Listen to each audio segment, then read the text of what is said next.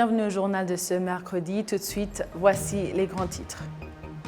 Le président de la République, Paul Kagame, est arrivé en Mauritanie ce mercredi pour une visite de travail. Au sommaire également, il y a une délégation des agents publics centrafricains en tournée au Rwanda qui a visité le centre de démobilisation et de réintégration de Mutoro à Musanze au nord du Rwanda. Les organes en charge de la gestion des situations d'urgence et du bien-être social se disent prêts à prévenir et à riposter aux catastrophes dues à l'abondance des précipitations prévues pendant la grande saison de pluie. Ailleurs dans le monde, en Afrique du Sud, le ministre des Finances a prévenu que la reprise économique devrait être effectuée avec prudence. Bonsoir à toutes et à tous, restez avec moi Amandine Dikoumassabo. Je vous retrouve dans un instant pour le journal en détail.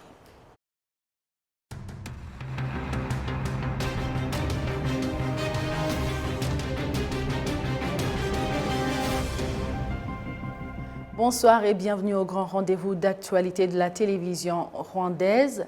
Le président de la République, Paul Kagame, est arrivé en Mauritanie ce mercredi pour une visite de travail à l'aéroport de Nouadhibou. Le chef de l'État a été accueilli par son homologue mauritanien Mohamed Ould Ghazouani. Les deux hautes personnalités doivent s'entretenir après quoi interviendra la signature des accords de partenariat dans divers domaines de coopération comme le domaine sécuritaire et militaire, la technologie, l'extraction minière, l'agriculture et les investissements en général. Le président Paul Kagame sera également accueilli à table par le chef de l'État mauritanien. Toujours avec l'actualité, le président de la République Paul Kagame déclare que l'organisation Global Fund est pour le Rwanda et le continent africain un partenariat important. Le chef de l'État a fait cette déclaration au cours de la réunion préparatoire des débats qui se tiendront pour la 7e fois dans le but de revoir le fonctionnement du partenariat du Global Fund et d'autres organisations non gouvernementales en matière de lutte contre le VIH-Sida, la tuberculose et le paludisme. D'autres chefs d'État ont participé à cette réunion, notamment le président sud-africain Cyril Ramaphosa, le président sénégalais Macky Sall, président en exercice de l'Union africaine et le Kenyan Uhuru Kenyatta. Cette réunion s'est tenue à Dakar, au Sénégal, et le président du conseil d'administration de Global Fund, Donald Kaberuka, était présent.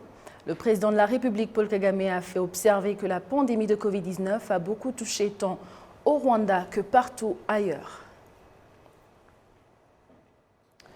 Le président Paul Kagame a fait remarquer que l'Afrique a encore besoin du soutien de Global Fund, tout en soulignant que c'est pour cette raison que la mise en place du nouveau centre en charge de la santé en Afrique doit être examinée avec finesse et la contribution de tout un chacun. À propos d'hier, quand le président Paul Kagame a assisté à l'inauguration du nouveau stade national de football à Dakar au Sénégal, et il s'est entretenu avec le président Macky Sall. Qu'est-ce qui a marqué les échanges de ces deux hautes personnalités et quel est le sens des infrastructures comme ce stade de Dakar? Élément de réponse, c'était donc avec la porte-parole de la présidence du Rwanda, Madame Stéphanie Nyombaïlé. La création du stade Abdoulaye Wade au Sénégal est un événement important, non seulement pour le Sénégal, mais aussi pour l'Afrique. C'est un exemple de ce qui est possible quand on investit dans l'industrie du sport. Le Rwanda lui-même est en train de construire un stade qui pourra asseoir 45 000 personnes. On a vu dans le passé l'impact que l'investissement dans le sport peut avoir sur l'économie. L'Afrique a l'habitude d'exporter ses jeunes talents en Europe et ailleurs. Avec ce genre d'investissement dans l'industrie du sport, on pourra permettre aux jeunes Africains de pouvoir exploiter leurs talents sur le continent, de pouvoir gagner leur vie sur le continent et que l'industrie du sport puisse contribuer au développement économique de nos pays. Le président Kagame et le président Macky Sall ont aussi eu l'occasion de discuter en tête-à-tête sur des sujets d'importance pour le continent. Le président Macky Sall a récemment pris la tête de l'Union africaine et le président Kagame, ayant lui aussi servi à la tête de l'Union africaine il y a quelques années, ont eu beaucoup de choses à échanger par rapport à l'évolution du continent, par rapport aux sujets importants tels que la sécurité régionale, tels que l'échange entre les pays africains. Une délégation des agents publics centrafricains en tournée au Rwanda a visité ce mercredi le centre de démobilisation et de réintégration de Mutobo Musanze au nord du Rwanda et a apprécié la façon dont les ex-combattants sont encadrés pour s'intégrer facilement dans la société rwandaise. Le centre de formation de Mutobo Musanze au nord du Rwanda abrite pour le moment 736 ex-combattants en cours de formation avant de retrouver la vie normale avec leurs concitoyens. Ces derniers affirment que cet encadrement leur permet de nourrir l'espoir d'une vie meilleure une fois qu'ils seront dans la société grâce notamment à une initiation aux divers métiers. La délégation des agents publics centrafricains qui a visité ce centre de formation de Mutobo ce mercredi apprécie cette expérience particulière du Rwanda qui, selon eux, doit inspirer leur pays.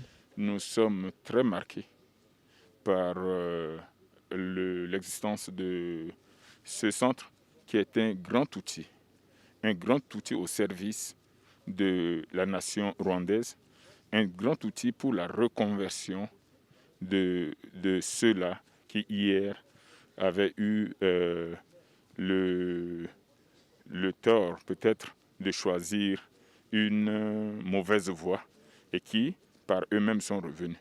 Ce centre, à la différence de notre pays, ce centre offre beaucoup d'opportunités aux ex-combattants, alors que chez nous, dans notre pays, nous n'avons pas un centre. Nous préparons des équipes mobiles qui, déployées sur le terrain pendant un moment déterminé, préparent et instruisent les ex-combattants avant de les libérer dans leur famille ou bien dans leur communauté respective. À la différence du Rwanda qui a un centre qui prend tout le temps nécessaire de formation, d'apprentissage, d'orientation, de déradicalisation avant de pouvoir permettre le retour dans les familles. Et je vous assure que c'est une expérience très importante que nous allons capitaliser, que nous allons vraiment essayer avec les autorités de notre pays, voir comment le Rwanda peut nous être d'une utilité dans la mise en œuvre du DDR à travers. La présidente de la Commission nationale de démobilisation et de réintégration, Valérie Nyahabineza, indique que le Rwanda est encouragé par cette reconnaissance par les étrangers.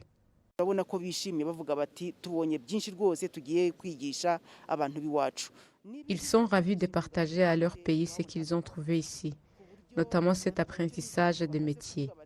Ils sont prêts à plaider pour cette nouveauté chez eux, surtout qu'ils ont l'appui de leur président et des autres dirigeants. C'est pourquoi ils ont mis en place un ministère chargé de la démobilisation et la réintégration.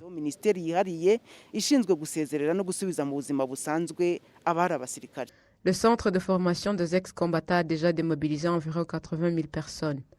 Parmi ceux qui s'apprêtent à clôturer leur formation figurent un général, 5 au grade colonel, 4 lieutenants-colonels, 6 majors et de nombreux sous-officiers.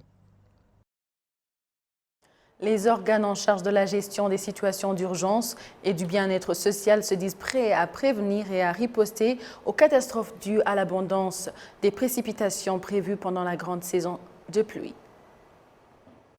Le ministère en charge de la gestion des situations d'urgence révèle que depuis le début de cette année, l'abondance des précipitations a provoqué des catastrophes un peu partout sur le territoire national et jusqu'au 20 février, 48 personnes ont perdu la vie et environ 90 ont été blessées. Le district de Gakenke a notamment été touché et ses habitants affirment que les catastrophes sont fréquentes et que par conséquent qu'il faut une solution durable. Ceux qui ont été touchés ont reçu du matériel pour les aider, notamment des tôles. Mais le problème est que les catastrophes sont devenues répétitives dans cette région.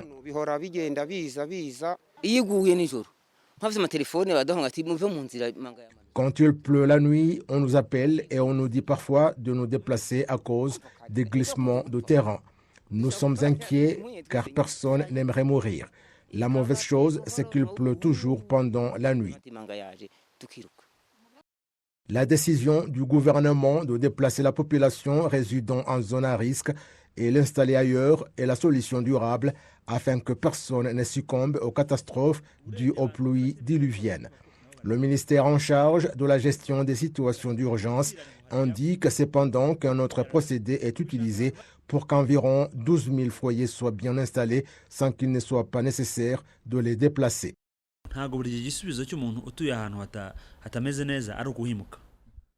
Ce n'est pas toujours que les personnes vivant dans des zones à haut risque doivent être relocalisées. Parfois, une zone peut être bien reconstruite et les citoyens peuvent rester en toute sécurité dans cette zone.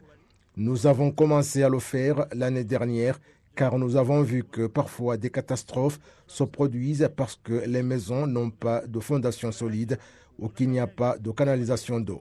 Lorsque cela est fait correctement, les citoyens peuvent rester dans cette zone et la relocalisation ne peut se faire que là où il n'y a pas d'autre option. Le service national de la météo a récemment indiqué que des fortes précipitations pouvant provoquer des catastrophes sont prévues en mars, avril et mai en district des provinces de l'Ouest et du Nord et dans une partie de la province du Sud, surtout celle riveraine de la forêt de Nyungwe. Le ministère en charge de la gestion des situations d'urgence indique qu'il suit de près ces informations et que si besoin est, certains habitants peuvent être déplacés et installés temporairement chez des voisins, dans des écoles, des églises ou leur louer des maisons. Après avoir mesuré la quantité d'eau souterraine, on constate parfois que s'il pleut pendant 3 jours ou plus, cela peut provoquer une catastrophe. Nous avons vu cela dans les régions de Gakenke, Rulindo, Ngororero, Rutsiro, Karongi et d'autres régions où les catastrophes sont fréquentes. Le ministère de l'administration locale indique de sa part qu'il a commencé à enregistrer les familles qui, sans tarder, doivent être déplacées, ajoutant que les activités qui consistent à installer décemment les familles vivant en zone à risque et dont les marais se poursuivent.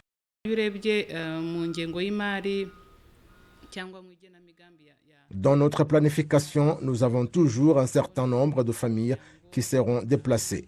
Nous avons encore au moins 2 ou 3 ans pour finir de relocaliser tout ce qui doivent l'être. Les relocaliser de façon permanente peut être difficile pour le moment, mais nous pouvons au moins le planifier et les relocaliser temporairement pour leur sauver la vie. L'autre chose importante est de rénover les tranchées et les cours d'eau pour réduire les risques.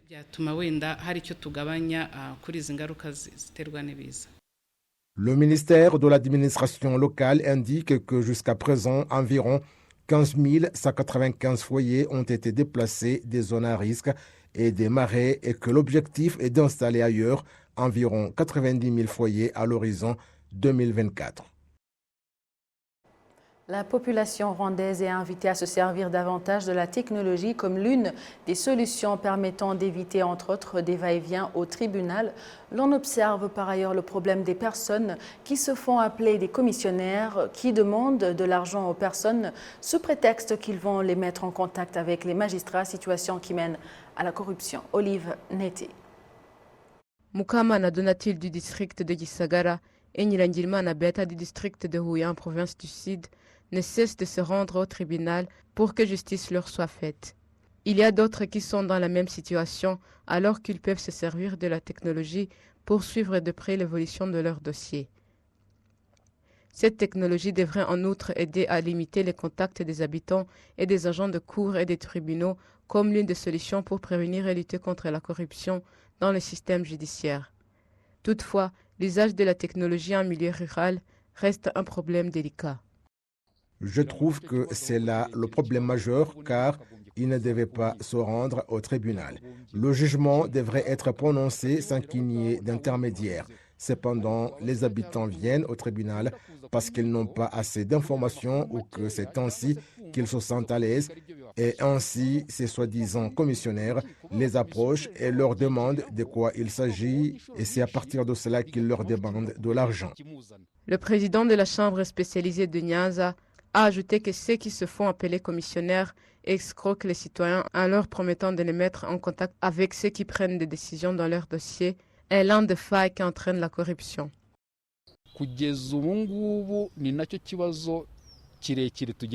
Jusqu'à présent, c'est le problème majeur auquel nous sommes confrontés. Il y a des commissionnaires des deux types, ceux qui viennent suivre le procès sans être concernés et d'autres qui ont été une fois agents dans le système judiciaire et qui ont des informations, et nous avons trouvé que certains demandent de l'argent et pourtant ne parviennent pas à rencontrer des magistrats.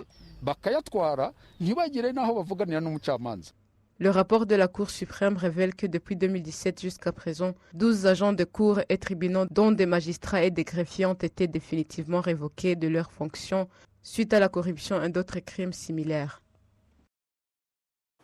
Le mouvement panafricain a organisé une assemblée générale qui se tiendra à Kigali ce samedi et réunira plus de 500 personnes en provenance de différents pays de l'Afrique ainsi que d'autres qui vont participer virtuellement. C'est une conférence à laquelle participeront diverses grandes autorités, notamment le président de la Commission de l'Union africaine, Moussa Faki Mahamat. Sur le programme, il y aura différents sujets dont l'unité africaine, la sécurité, l'autosuffisance alimentaire, les échanges, ainsi que la prévention des épidémies en Afrique.